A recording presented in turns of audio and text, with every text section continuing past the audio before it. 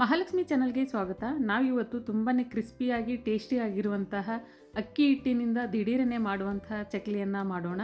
ಅದನ್ನು ಯಾವ ಥರ ಮಾಡೋದು ಅಂತ ತುಂಬಾ ಸರಳವಾಗಿ ಹೇಳ್ಕೊಡ್ತೀನಿ. ಬನ್ನಿ ಇವಾಗ ಅದನ್ನು ನೋಡೋಣ.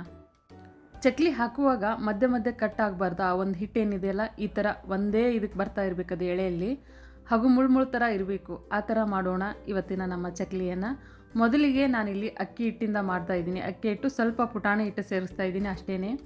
1 ಕಪ್ಗೆ 1 ಕಪ್ಪಷ್ಟು ನೀರು ಹಾಕಬೇಕಾಗುತ್ತೆ. ಅದು ಯಾವುದೇ ರೀತಿಯಾದ ಮೆಜರ್ಮೆಂಟ್ ಇರಲಿ. 1 ಗ್ಲಾಸ್ ಹಿಟ್ಟನ್ನು ತೊಗೊಂಡ್ರೆ 1 ಗ್ಲಾಸ್ ನೀರನ್ನೇ ಸೇರಿಸಿ. ಹಾಗೆ ಇಲ್ಲಿ 2 ಕಪ್ ಅಕ್ಕಿ ಹಿಟ್ಟನ್ನು ನಾನು ತೊಗೊಂಡಿದ್ದೆ, ಅದಕ್ಕೆ 2.5 ಕಪ್ಪಷ್ಟು ನೀರನ್ನು ಸೇರಿಸಿದ್ದೀನಿ. ಅರ್ಧ ಕಪ್ ನೀರು ಯಾಕೆ ಜಾಸ್ತಿ ಅಂದರೆ ಅಲ್ಲಿ ನಾನು ಸ್ವಲ್ಪ ಪುಟಾಣಿ ಹಿಟ್ಟು ಮತ್ತು ಎಳ್ಳನ್ನು ಹಾಕ್ತಾಯಿದ್ದೀನಿ, ಹಾಗಾಗಿ ಸ್ವಲ್ಪ ನೀರನ್ನು ಜಾಸ್ತಿ ಹಾಕ್ಕೊಂಡಿದ್ದೀನಿ ಅಷ್ಟೇ. ಸ್ವಲ್ಪ ನೀರು ಜಾಸ್ತಿ ಇರಲಿ, ಬರೀ ಅಕ್ಕಿ ಹಿಟ್ಟಾದರೆ ಸಮ ಪ್ರಮಾಣದಲ್ಲಿರಲಿ. ಆ ಒಂದು ಕಾಯ್ತಾ ಇರುವಂಥ ನೀರಿಗೆ ಸ್ವಲ್ಪ ಉಪ್ಪು, ಸ್ವಲ್ಪ ತುಪ್ಪ ಹಾಕಿ ಸ್ವಲ್ಪ ಈ ಥರ ಕಲಿಸ್ಕೊಳ್ಳಿ ಕುದೀತಾ ಇರುವಂತಹ ನೀರಿಗೆ. ಇವಾಗ ಹಿಟ್ಟು ಸೇರಿಸ್ತಾ ಇದ್ದೀನಿ, ಅಕ್ಕಿ ಹಿಟ್ಟನ್ನು 2 ಕಪ್ ಅಕ್ಕಿ ಹಿಟ್ಟನ್ನು ಸೇರಿಸಿ ಚೆನ್ನಾಗಿ ಅದನ್ನು ಕಲಿಸ್ಬೇಕಾಗತ್ತೆ. ಒಂದು ಸ್ಪೂನಿಂದ ಅಥವಾ ಒಂದು ಸ್ಮ್ಯಾಶರಿಂದ ಈ ಥರ ಕಲಿಸ್ಕೊಳ್ಳಿ, ಚೆನ್ನಾಗಿ ಬರುತ್ತೆ. ಅದು ಯಾವುದೇ ಥರನಾದ ಗಂಟುಗಳು ಆಗೋದಿಲ್ಲ ಇದರಲ್ಲಿ. ಆದರೆ ನೆನಪಿರಲಿ, ಹಿಟ್ಟು ಮಾತ್ರ ತುಂಬಾ ಸಾಫ್ಟಾಗಿರಬೇಕದು, ತರಿಯಾಗಿರ್ಕೂಡ್ದು. ಅದು ನುಚ್ಚು ಥರ ತುಂಬಾ ಮುಟ್ಟಿದರೆ ಒಂಥರ ಪೌಡರ್ ಥರ ಇರಬೇಕು, ಅಂತಹ ಒಂದು ಅಕ್ಕಿ ಹಿಟ್ಟನ್ನು ಯೂಸ್ ಮಾಡಿ ನೀವು. ನಾನು ಅಕ್ಕಿ ಹಿಟ್ಟನ್ನು ಯಾವ ರೀತಿ ಮಾಡೋದು ಅಂತ ನನ್ನ ಹಳೆ ವಿಡಿಯೋದಲ್ಲಿ ಹಾಕಿದ್ದೀನಿ, ನೀವು ವಾಚ್ ಮಾಡ್ಬೋದು. ಆ ಥರ ಅಕ್ಕಿ ಹಿಟ್ಟನ್ನು ರೆಡಿ ಮಾಡ್ಕೊಳ್ಳಿ. ಯಾವಾಗ ಬೇಕಿದ್ದರೂ ಚಕ್ಲಿ ನಿಪ್ಪಟ್ಟುಗಳನ್ನು ಮಾಡ್ಕೋಬಹುದು ನೀವು. ಈ ಥರ ಅದು ಸ್ವಲ್ಪ ರೆಸ್ಟ್ ಆಗಲಿ, ಗ್ಯಾಸ್ ಆಫ್ ಮಾಡೋಣ. ಅದು ಸ್ವಲ್ಪ ಬಿಸಿಗೆ ಅಳ್ಕೊಳ್ಳುತ್ತೆ ಅಂತಾರಲ್ಲ, ಆ ಥರ ಆಗಲಿ ಅದು. ಇವಾಗ ಇನ್ನೊಂದು ಪಾತ್ರೆಗೆ ನಾನು ಟ್ರಾನ್ಸ್ಫರ್ ಮಾಡ್ಕೊಂಡಿದ್ದೀನಿ ಆ ಹಿಟ್ಟನ್ನು, ರೆಡಿ ಆದಂಥ ಹಿಟ್ಟನ್ನು. ಅದಕ್ಕೆ ಸ್ವಲ್ಪ ಅಜ್ವೈನ್ ಸೇರಿಸ್ತಾ ಇದ್ದೀನಿ. ನೀವು ಬೇಕಿದ್ದರೆ ಜೀರಿಗೆ ಕೂಡ ಹಾಕ್ಬೋದು. ನಾನು ಜೀರಿಗೆ ಸೇರಿಸಿಲ್ಲ. ಬಿಳಿ ಎಳ್ಳು 2 ಟೇಬಲ್ ಸ್ಪೂನಷ್ಟು ಬಿಳಿ ಎಳ್ಳು ಸೇರಿಸ್ತಾ ಇದ್ದೀನಿ. ಎಳ್ಳು ಅಜ್ವೈನ್ ಮಾತ್ರ ನಾನು ಹಾಕ್ತಾಯಿದ್ದೀನಿ ಇದಕ್ಕೆ. ನೀವು ಬೇಕಿದ್ದರೆ ಜೀರಾ ಹಾಕ್ಕೊಳ್ಳಿ. ಇವಾಗ ಮಿಕ್ಸರ್ ಹಾಕಿದಂತಹ ಪುಟಾಣಿ ಹಿಟ್ಟನ್ನು ಫ್ರೆಶ್ ಹಿಟ್ಟನ್ನೇ ನಾನು ಸೇರಿಸ್ತಾ ಇದ್ದೀನಿ. ಈ ಥರ ಸ್ವಲ್ಪ ಅದನ್ನು ಕಲಿಸ್ಕೊಳ್ಳಿ ಚೆನ್ನಾಗಿ. ಬಿಸಿದ ಕಾರಣ ಸ್ಪೂನಿಂದ ಮಾಡ್ತಾಯಿದ್ದೀನಿ. ಕೈಯಿಂದ ಚೆನ್ನಾಗಿ ನಾದ್ಕೊಳ್ಳಿ ಅದನ್ನು, ಅಂದರೆ ಒಂದು ಹದಕ್ಕೆ ಬರುತ್ತದು. ಕೈಲೇ ಮುಟ್ಟದೆ ಯಾವ ಕೆಲಸನೂ ಸರಿಯಾಗಿ ಆಗೋದಿಲ್ಲ, ಹಾಗಾಗಿ ಕೈಯಿಂದನೇ ಅದನ್ನು ಚೆನ್ನಾಗಿ ಈ ಥರ ಕಲಿಸ್ಕೊಳ್ಳಿ. ಕೈಯನ್ನು ಕ್ಲೀನಾಗಿ ಇಟ್ಕೊಳ್ಳಿ. ಈ ಥರ ಚೆನ್ನಾಗಿ ಕಲಸಿದ ನಂತರ ಅದನ್ನು ರೆಸ್ಟ್ಗೆ ಇಟ್ಬಿಡೋಣ. ಜಾಸ್ತಿ ಹೊತ್ತು ಅದು ಇದಾಗೋದು ಬೇಡ. ನೋಡಿ ಎಷ್ಟು ಚೆನ್ನಾಗಿ ಕಲಿಸ್ತಾ ಇದ್ದೀನಿ ಆ ಥರ. ಅದಕ್ಕೆ ಪ್ರೆಷರ್ ಕೊಟ್ಟು ಚೆನ್ನಾಗಿ ಇನ್ನೂ ಸ್ವಲ್ಪ ತುಪ್ಪ ಹಾಕ್ಕೊಂಡಿದ್ದೀನಿ ನಾನು. ನೀವು ಬೇಕಿದ್ದರೆ ಆಯಿಲ್ ಯೂಸ್ ಮಾಡಬಹುದು. ಪ್ರೆಶ್ ಕೊಟ್ಟು ಚೆನ್ನಾಗಿ ಅದೊಂದು ಹದಕ್ಕೆ ಬರಬೇಕು, ಆ ಥರ ಅದನ್ನು ನಾದ್ಕೊಳ್ಳಿ. ಈ ಥರ ನಾದಿ ಅದನ್ನು ರೆಸ್ಟ್ಗೆ ಇಟ್ಬಿಡೋಣ ಸ್ವಲ್ಪ ಹೊತ್ತು. ಜಾಸ್ತಿ ನೀರಾಗಿ ಅಂದರೆ ಅಳುಕಾಗಿ ಅಂತಾರಲ್ಲ, ಆ ಥರ ಮಾಡಬೇಡಿ. ಫುಲ್ ಗಟ್ಟಿಯಾಗೂ ಬೇಡ. ಚಪಾತಿ ಹಿಟ್ಟಿಗಿಂತ ಸ್ವಲ್ಪ ಗಟ್ಟಿಯಾಗಿರಬೇಕು, ಅಂದರೆ ಮುಳ್ಳು ಥರ ಬರುತ್ತೆ ಅದು. ಇವಾಗ ಎಣ್ಣೆ ಬಿಸಿ ಮಾಡಲು ಇಡೋಣ ಚಕ್ಲಿಯನ್ನು ಕರಿಯೋದಕ್ಕೆ. ಈಗ ಚಕ್ಲಿ ಸಾಚವನ್ನು ರೆಡಿ ಮಾಡ್ಕೊಳ್ಳೋಣ. ಇದಕ್ಕೆ ಸ್ವಲ್ಪ ಆಯಿಲ್ ಹಚ್ಚಬೇಕಾಗುತ್ತೆ ನೀವು, ಅಂದರೆ ಅದು ಜಾರುತ್ತೆ, ಹಿಟ್ಟು ಅಂಟ್ಕೊಳೋದಿಲ್ಲ ಅದರೊಳಗೆ. ಈ ಥರ ಎಣ್ಣೆಯಿಂದ ಹಚ್ಚಿ ಅದಕ್ಕೆ ಸ್ವಲ್ಪ ರೆಡಿ ಮಾಡ್ಕೊಳ್ಳಿ. ಪ್ರತಿ ಸಾರಿ ಕೂಡ ಹಿಟ್ಟನ್ನು ಸ್ವಲ್ಪ ನಾದ್ಬಿಟ್ಟೆ ಈ ಸಾಚಕ್ಕೆ ಸೇರಿಸಬೇಕಾಗುತ್ತೆ. ಸ್ವಲ್ಪ ಸಿಲಿಂಡರ್ ಆಕಾರದಲ್ಲಿ ಉದ್ದಕ್ಕೆ ಅದನ್ನು ಮಾಡಿ ಹಿಟ್ಟನ್ನು ಇದಕ್ಕೆ ಸೇರಿಸ್ಕೊಳ್ಳಿ, ಚೆನ್ನಾಗಿರುತ್ತೆ.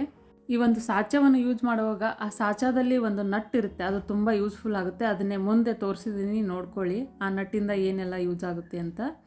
ಕೆಲವೊಬ್ಬರಿಗೆ ಸಾಚೆ ಯೂಸ್ ಮಾಡೋದು ಗೊತ್ತಿರಲ್ಲ, ಹಾಗಾಗಿ ತೋರಿಸಿದ್ದೀನಿ ನಾನು ಆ ನಟ್ಟನ್ನು ಯಾವ ಥರ ಯೂಸ್ ಮಾಡೋದಂತ. ಈ ಥರ ಹಿಟ್ಟನ್ನು ಅದರೊಳಗೆ ಇಟ್ಟು ಕ್ಲೋಸ್ ಮಾಡಿಬಿಟ್ಟು ಈ ಥರ ಹಾಕ್ಕೊಳ್ಳಿ, ಚೆನ್ನಾಗಿ ಬರುತ್ತೆ.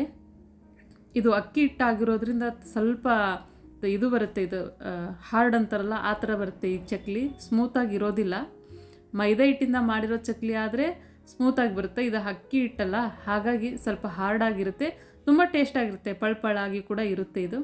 ಇದು ಒಂದು ಹಾಕೋ ಸೂಪರ್ ಆದಂಥ ಮೆಥಡ್ ಅಂತ ಹೇಳ್ಬೋದು. ಕೈಗೆ ಎಣ್ಣೆ ಸಿಡಿಯೋದೇ ಇಲ್ಲ.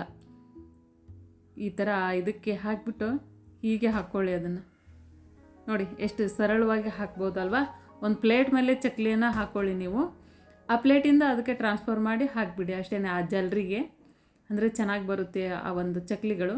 ಹಾಕಿದ ತಕ್ಷಣ ಅವನ್ನ ತಿರುವುದಕ್ಕೆ ಹೋಗ್ಬಿಡಿ, ಸ್ವಲ್ಪ ಮೇಲೆ ಬರಬೇಕವು, ಆವಾಗ ಹೊಳಸು ಹಾಕಿ ಚೆನ್ನಾಗಿ ಬರುತ್ತೆ. ಫುಲ್ ಕೆಂಪಾಗೋ ತನಕ ಅದನ್ನು ಕರಿಯೋಕ್ಕೆ ಹೋಗಬೇಡಿ. ಸ್ವಲ್ಪ ಬಾದಾಮ್ ಕಲರ್ ಬಂದರೆ ಸಾಕು ಈ ಒಂದು ಅಕ್ಕಿ ಚಕ್ಲಿಗೆ, ಚೆನ್ನಾಗಿ ಬರುತ್ತೆ. ಮತ್ತು ಕೆಂಪಾದರೆ ಅದ್ರ ಟೇಸ್ಟೇ ಕೆಟ್ಟು ಹೋಗಿಬಿಡುತ್ತೆ. ಹಾಗಾಗಿ ವೈಟು ಬೇಡ ಅಥವಾ ಕೆಂಪು ಕೂಡ ಬೇಡ, ಬಾದಾಮ್ ಕಲರ್ ಇದ್ದರೆ ಸಾಕು ಇದಕ್ಕೆ. ಈ ಥರ ಪ್ರತಿಯೊಂದನ್ನು ಕೂಡ ಸಣ್ಣ ಪ್ಲೇಟ್ ಮೇಲೆ ಹಾಕೊಳ್ಳಿ. ಪ್ಲೇಟಿಂದ ನಮಗೆ ತಗೊಳ್ಳೋಕ್ಕೆ ಈಜಿ ಆಗುತ್ತೆ ಅದು. ಈ ಥರ ತೊಗೊಂಡು ಜಲ್ರಿ ಮೇಲೆ ಹಾಕಿ ಅದನ್ನು ಹಾಕಿ ಈ ಥರ ಟ್ರಾನ್ಸ್ಫರ್ ಮಾಡಿ. ಕೈಯಿಂದನೂ ಕೂಡ ಹಾಕ್ಬೋದು, ಎಣ್ಣೆ ಸಿಡಿಯುತ್ತೆ. ಹಾಗಾಗಿ ಮತ್ತೆ ಉಳಿದಂತಹ ಹಿಟ್ಟನ್ನು ಚೆನ್ನಾಗಿ ನಾದ್ಕೊಳ್ಳಿ. ಈ ಥರ ಹಾಗೆ ಹಾಕೋಕ್ಕೆ ಹೋಗಬೇಡಿ. ಈ ಥರ ಮತ್ತೆ ಸಾಚಕ್ಕೆ ಹಾಕಿ ಮಾಡೋಣ. ಇನ್ನೂ ವೆರೈಟಿ ಚಕ್ಲಿಗಳನ್ನು ನಾನು ಮಾಡ್ತೀನಿ. ನಿಪ್ಪಟ್ಟುಗಳನ್ನು ಎಲ್ಲವನ್ನೂ ಕೂಡ ಮಾಡೋಣ ಇನ್ನು ಮುಂದೆ. ಹೀಗೆ ನನಗೆ ಸಪೋರ್ಟ್ ಮಾಡ್ತಾಯಿರಿ. ನನ್ನ ಚಾನಲನ್ನು ಸಬ್ಸ್ಕ್ರೈಬ್ ಮಾಡ್ಕೊಳ್ಳೋದನ್ನು ಮಾತ್ರ ಮರಿಬೇಡಿ ನೀವು. ಹೊಸ್ದಾಗಿ ಯಾರಾದರೂ ಸಾಚವನ್ನು ಯೂಸ್ ಮಾಡ್ತಾಯಿದ್ರೆ ಇಲ್ಲಿದೆ ನೋಡಿ, ಇದೇ ಆ ನಟ್ಟು. ಅಲ್ಲಿ ನಟ್ಟು ಕಾಣಿಸ್ತಾ ಇದೆಯಲ್ಲ, ಆ ನಟ್ಟನ್ನು ಹಿಂಗೆ ಕೆಳಗೆ ಮೇಲೆ ಮಾಡುತ್ತೆ. ಆ ನಟ್ಟನ್ನು ಒತ್ತಬೇಕಾಗುತ್ತೆ ನೀವು. ಅದನ್ನು ಈ ಥರ ಹಾಕ್ಕೊಳ್ಳಿ. ಒಂದೊಂದಾಗೆ ಕರಿತಾ ಹೋಗಿ. 1 ತಿಂಗಳ ಇಟ್ಟರೂ ಕೂಡ ಮೆತ್ತಗೆ ಆಗೋದೇ ಇಲ್ಲ ಈ ಚಕ್ಲಿಗಳು. ಒಂದು ಏರ್ಟೈಟ್ ಕಂಟೈನರಲ್ಲಿ ಹಾಕಿ ಮುಚ್ಚಿಟ್ಬಿಡಿ. ಗಾಳಿ ಆಡಬಾರ್ದು ಅಷ್ಟೇ. ಗಾಳಿ ಇದ್ದರೆ ಸ್ವಲ್ಪ ಇದಾಗುತ್ತೆ, ಮೆತ್ತಗಾಗುತ್ತೆ. ಹಾಗಾಗಿ ಗಾಳಿ ಒಂದು ಬಾಕ್ಸಲ್ಲಿ ತೆಗೆದಿಟ್ಬಿಡಿ. ಒಂದು ತಿಂಗಳ ಯಾಕೆ, ಜಾಸ್ತಿನೇ ಇಟ್ಕೊಂಡು ತಿನ್ಬೋದು.